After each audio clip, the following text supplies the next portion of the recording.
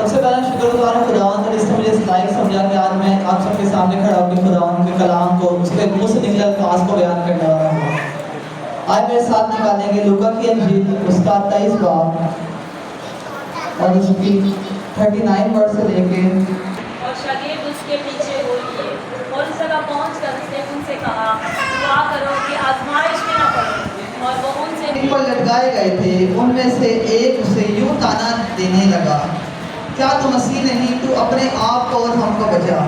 مگر دوسرے نے اسے جھڑک کر جواب دیا کہ کیا تو خدا سے بھی نہیں ڈرتا، حالانکہ اسی سزا میں گرفتار ہے، اور ہماری سزا تو واجب ہے کیونکہ ہم اپنے کاموں کا بدلہ پا رہے ہیں، لیکن اس نے کوئی بیجا کام نہیں کیا۔ پھر اس نے کہا اے یسوع، جب تو اپنی بادشاہی میں آئے تو مجھے یاد کرنا۔ اس نے اس سے کہا میں تجھ سے سچ کہتا ہوں کہ تو آج ہی میرے ساتھ فردوس میں ہوگا۔ پاک کلام کو پڑھے اور سننے والے پر خدا کی برکت ہو۔ سب سے پہلی بات تو یہ، اس کلمے کو کلمہ نجات کہا جاتا ہے۔ دوسرا کلمہ کیا ہے؟ کلمہ نجات۔ نجات کے معنی اور مفہوم، نجات کا مطلب ہے آزادی، آزاد کرنا، کسی کو اس کے بندھنوں سے، اس کے جوؤں سے آزاد کر دینا۔ خاص طور پہ یسوع مسیح کے جس دن کو آج ہم منا رہے ہیں، خدا یسوع مسیح نے مصلوب ہو کر ہمیں نجات کا وہ عظیم تحفہ دیا، جس کی وجہ سے آج ہم اسے اپنا خدا باپ کو اپنا باپ کہہ سکتے ہیں۔ اگر یسوع مسیح نہ مرتے صلیب پر اور ایسے ہی رہتے یا ایسے ہی خدا کو نہ جان دینے پر ان کو پلان ہوتا خدا کہ وہ جان دے اور اپنے آپ کو ہمارے لیے سیکریفائس کریں، تو ہم آج یہاں پر نہ ہوتے، بلکہ ہم غلامی میں ہوتے، جس طرح کہ پہلے بنی اسرائیل تھی۔ آج وہ خدا کا بے اب بنا ہماری نجات کے لیے، ہمارے گناہوں کی خاطر وہ صلیب پر لٹک گیا۔ یہ ڈاکو جس کو ہم یہاں پر دیکھتے ہیں، ایک کو ڈاکو کو دائنی ہاتھ پر اور ایک کو بائیں ہاتھ پر لٹکایا گیا، سب کو پتہ ہے۔ اس میں سے ایک ڈاکو جو تھے وہ یسوع مسیح کو کہنے لگا کہ اگر تو خدا کا بیٹا تو ہم کو بھی بچا لے۔ اکثر ہوتا ہے نا کہ کوئی پاورفل بندہ ہوتا ہے تو اس کو ہم تانا دینے کے لیے بول دیتے ہیں کہ اگر تو ہے تو یہ کر کے دکھا، تیرے اتنی پاور تو یہ کر کے دکھا۔ اس نے بھی اسی طرح یسوع مسیح کو تانا دیا جو خدا قادر مطلق خود تھا، جو صلیب پر لٹکا ہوا تھا، جبکہ اس نے کوئی گناہ بھی نہیں کیا تھا۔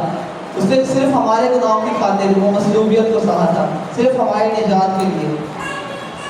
لیکن وہ دوسرا ڈاکو جو یسوع مسیح کے دائنی ہاتھ پر تھا، اس نے اسے جھڑک کر کہا کہ کیا کہا اس نے کہ ہم تو اپنے پاپوں کی سزا پاتے ہیں۔ کس کے پاپوں کی سزا پاتے ہیں؟ اپنے پاپوں کی سزا پاتے ہیں، لیکن اس نے تو کچھ بھی نہیں کیا۔ سب سے پہلی بات یہ کہ نجات پانے کے لیے آپ کو سب سے پہلا کام جو کرنا ہے اپنے گناہوں کا اقرار کرنا ہے۔ جب تک آپ اپنے گناہوں کا اقرار نہیں کرتے، اپنے گناہوں سے توبہ نہیں کرتے، جب تک آپ یسوع مسیح کے سامنے جا کر اپنے گناہوں کا اقرار نہیں کرتے تھے، تب تک یسوع مسیح آپ کو کبھی نہیں کہے گا کہ تو آج ہی میرے ساتھ فردوس میں ہوگا۔ اچھا، دوسری بات یہ ہے کہ خدا یسوع مسیح نے اس ڈاکو کو یہ کیوں کہا؟ آپ نے کہیں اور بائبل کے اندر پڑھا ہے کسی اور کو خدا یسوع مسیح نے کہا ہو کہ تو آج ہی میرے ساتھ فردوس میں ہوگا؟ وہ پہلا شخص تھا جس نے یسوع مسیح کو کیا کہا تھا کہ میں تجھ پر ایمان لاتا ہوں، جبکہ اس کی حالت کیا تھی اس ٹائم پہ؟ اگر آپ کے ہاتھوں میں کیل ٹھوک دی جائے، آپ کے پاؤں میں کیل ٹھوک دی جائے، آپ کو سولی پہ لٹکا دیا جائے، تو آپ تو رو رو کے وہاں پہ اپنا برا حال کر رہے ہو، یسوع مسیح کی طرف دیکھو گے؟ میرے خیال میں تو میں بھی ہی دیکھوں گا، کوئی بھی نہیں دیکھے گا۔ لیکن اس ڈاکو نے کیا کرا؟ یسوع مسیح پر ایمان لے کر آیا، کیونکہ وہ جانتا تھا یہی خدا کا وہ بندہ ہے جو ہماری نجات کے واسطے آیا ہے، مجھے نجات دینے کے لیے آیا ہے۔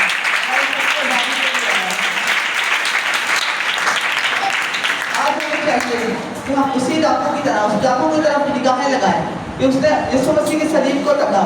اور انس والے بڑا خوبصورت یہ کہتے ہیں کہ یسوع مسیح کی صلیب کو تکتے تکتے میں اس کے پیچھے چلتا رہوں گا اور اپنی راہوں پر ایسے ہی بڑھتا رہوں گا۔ یسوع مسیح کی صلیب کو تکیں کہ اس نے ہمارے واسطے کتنا عظیم کام کیا۔ اچھا، کچھ مفسرین یہ کہتے ہیں کہ وہ ڈاکو جو تھا یہودی نہیں تھا، کیونکہ یہودیت کا آپ کو پتہ ہے 10 کام میں چوری کرنا اور ڈاکے ڈالنا سختی سے منع تھا۔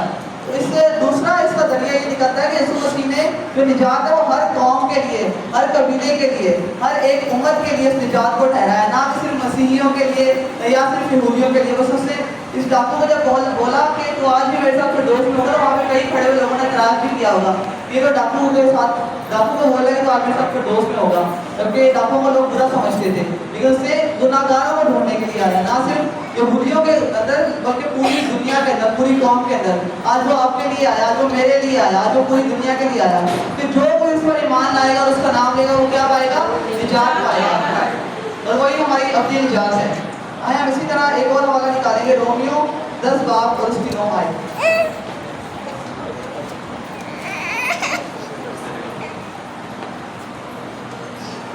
इसमें लिखा है कि अगर तू अपनी ज़बान से यीशु के खुदावंद होने का इकरार करे और अपने दिल से ईमान लाए कि खुदा ने उसे मुर्दों में से जिलाया तो तू निजात पाएगा।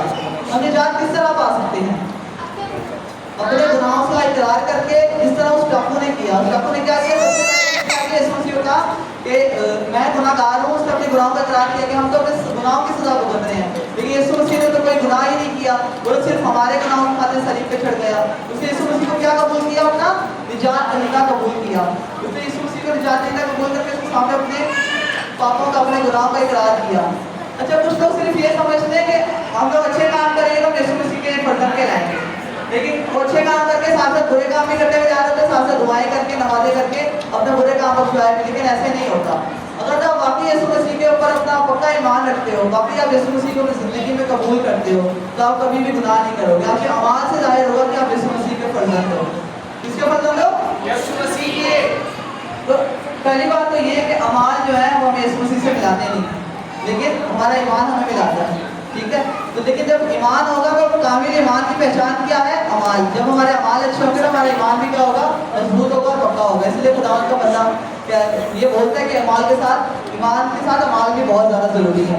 इससे अक्सर लोग बोलते हैं कि मैं छोड़ के तो मैं यीशु मसीह के सामने नहीं जा सकता, यीशु मसीह के सामने चर्च में अक्सर लोग नहीं आते, या मैं तो गुनाहगार बंदा, मैं चर्च जाके मैं नहीं करता। ऐसे कुछ लोग बोलते होंगे, अक्सर मैंने बोलते हुए लोगों को सुना है।